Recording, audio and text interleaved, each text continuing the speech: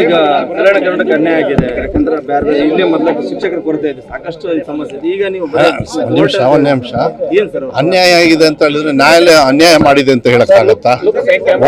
ಒಂದು ತಿಳ್ಕೊಳ್ಳಿ, ಇದನ್ನ ಬರೀ ಕಲ್ಯಾಣ ಕರ್ನಾಟಕ ಅಲ್ಲ, ಇಡೀ ರಾಜ್ಯದಲ್ಲಿ ಇರತಕ್ಕಂಥ ಟೀಚರ್ಸ್ದು ಕೊರತೆ ಏನಿದೆ ಅದು ನೀಗಿಸ್ತಕ್ಕಂಥ ಒಂದು ವ್ಯವಸ್ಥೆಯಲ್ಲಿ ಸುಮಾರು 13,300 ಚಿಲ್ಡ್ರೆ ಟೀಚರ್ಸ್ನ ನಾವು ಕಾಲ್ಫರ್ಮ್ ಮಾಡಿ ಅದನ್ನೆಲ್ಲದೂ ಕೂಡ ಎಲ್ಲ ಆಗಿತ್ತು. ಕೆಲವರು ಅವ್ರ ಕಾರಣಾಂತರದಿಂದ ಯಾಕೆ ಹೋಗಿದ್ದಾರೆ ನಾನು ಅದನ್ನು ಚರ್ಚೆ ಮಾಡೋದಕ್ಕೆ ಹೋಗೋದಿಲ್ಲ. ಕಲ್ಯಾಣ ಕರ್ನಾಟಕ 4,000 ಜನರದ್ದು ಒಂದು ಸ್ಟೇ ಆರ್ಡರ್ ಇದೆ. ಅದು ಈ ತಿಂಗಳು ಇದು ಸ್ಟೇ ಆರ್ಡರ್ ಇದ್ದುಬಿಟ್ಟು ಅದು ಈಗ ರಿಸರ್ವ್ ಫಾರ್ ಆರ್ಡರ್ಸ್.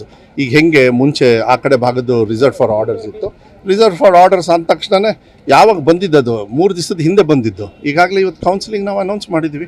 ಅದೇ ರೀತಿ ಇವತ್ತು ಧಾರವಾಡದಲ್ಲಿ ಎಲ್ಲ ಇದು ಕೊಡ್ತಾ ಇದ್ದೀನಿ, ನಾನು ಏನು ಆರ್ಡರ್ ಕೊಡ್ತಾ ಇದ್ದೀನಿ. ಆದರೆ ಕೋರ್ಟಲ್ಲಿ ಇರಬೇಕಾದ್ರೆ ಸ್ಟೇ ಆರ್ಡರ್ ಇರಬೇಕಾದ್ರೆ ಮಾಡೋದಕ್ಕಾಗೋದಿಲ್ಲ. ಆದರೂ ಕೂಡ ನಮ್ಮ ಇಲಾಖೆಯಿಂದ ಯಾವ ರೀತಿ ಇವರಿಗೆ ಆರ್ಡರ್ ಕೊಡ್ತಕ್ಕಂಥದ್ದು ವ್ಯವಸ್ಥೆ ಏನಾದ್ರು ಅಡ್ವೊಕೇಟ್ ಜನರಲ್ ಅವ್ರ ಇದರಿಂದ ಕಾನೂನು ಸಲಹೆ ಬೇಕಾಗ್ತದೆ. ಅದನ್ನು ನಿನ್ನೆ ಕೂಡ ಇಲಾಖೆಯವ್ರ ಜೊತೆಗೆ ಮೀಟಿಂಗ್ ಮಾಡಿ ಎಲ್ಲ ಕೇಳ್ಕೊಂಡಿದ್ದೀವಿ. ಆದರೆ ಸರಿ ಇಲ್ಲ ಅಂದರೆ ಯಾವಾಗ ಅವ್ರದ್ದು ಆರ್ಡರ್ ಬರುತ್ತೆ, ಸ್ಟೇ ಆರ್ಡರ್ ವೇಕೇಟ್ ಆಗಲೇಬೇಕದು, ಏನು ಇದೇನಾಗಲ್ಲ, ಇವ್ರಿಗೇನು ತೊಂದರೆ ಏನಾಗಲ್ಲ.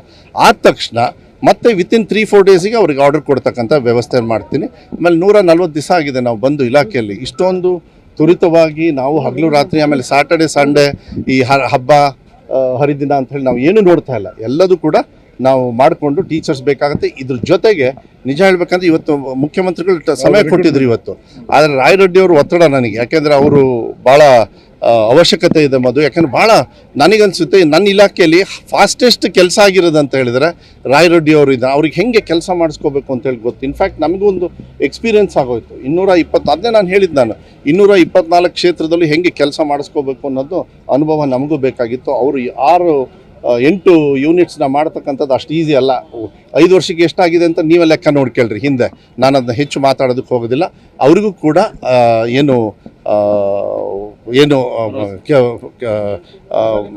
ಎಂಥದ್ದು ಅಲ್ಲ, ಈ ಕೌನ್ಸಿಲಿಂಗ್ ಮಾಡ್ತಕ್ಕಂಥದ್ದು ವ್ಯವಸ್ಥೆನ ಆದಷ್ಟು ಬೇಗ ಮಾಡ್ತೀವಿ. ಎಲ್ಲ ಆಗೋದು. ಹಾಂ, ಈಗ ಮೊನ್ನೆ ಇಲ್ಲ ತಾರತಮ್ಯ ನಾನು ಎಲ್ಲೂ ಮಾಡೋದಕ್ಕೆ ಹೋಗೋದಿಲ್ಲ, ನಮ್ಮ ಇಲಾಖೆಯಿಂದ ಆಗೋದಿಲ್ಲ. ಅಷ್ಟೇ ಅತಿಥಿ ಶಿಕ್ಷಕರನ್ನು ಕೊಟ್ಟಿದ್ದೀವಿ. ಆದರೆ ಅತಿಥಿ ಶಿಕ್ಷಕರು ಪರ್ಮನೆಂಟ್ ಸೊಲ್ಯೂಷನ್ ಅಲ್ಲ.